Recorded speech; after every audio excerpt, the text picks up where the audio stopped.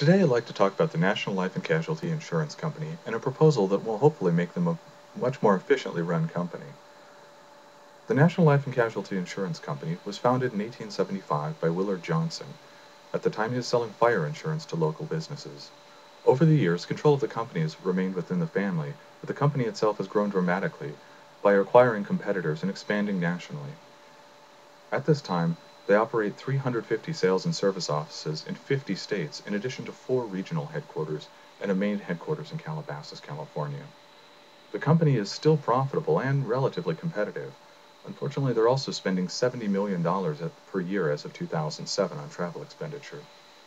For the insurance industry, there is no way around travel. One simply must be able to reach one's customers, though it doesn't have to be done at the premium that National Life and Casualty is paying. That premium is being paid because they're handling all of their travel reimbursement on an individual basis, which is a bit surprising for a company of this size. They can do better, and that is the plan. David Johnson, the great-great-grandson of Willard Johnson and the current president and CEO, has mandated that he would like to see a 40% savings in the first year of this new proposal being in place. That is a pretty dramatic savings by anyone's measure. $28 million savings in a single year. Luckily for those implementing the proposal, there's a long way to go with National Life and Casualty and many, many avenues in which to save money. The first place we can start saving money is with our vendors. National Life and Casualty, with 9,000 plus employees, has quite a bit of leverage. If we're spending $70 million per year on travel, that means we are spending a significant portion, by many estimates, up to 40% on hotels alone. Again, that's $28 million simply on hotels, and approximately another $26 million on airfare. We're spending millions more on car rentals. This means we can go back to these vendors and we can set up arrangements with them. There are many hotel chains that cover the vast majority of this country. There are 6 hotel chains in the United States that currently cover over 32,000 rooms of the 64,000 rooms available in this country. When you think about that, you realize that we don't have to rely on local hotels, and we can get real substantial savings by hammering out solid flat rate agreements with these hotel chains.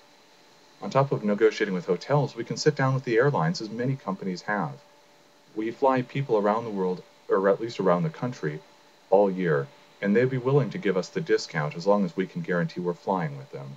We can do the same with rental car companies. There are quite a few out there, and we can sit down and say, we'll provide a certain number of seats in cars, provided you give us a rate that makes it worth our while.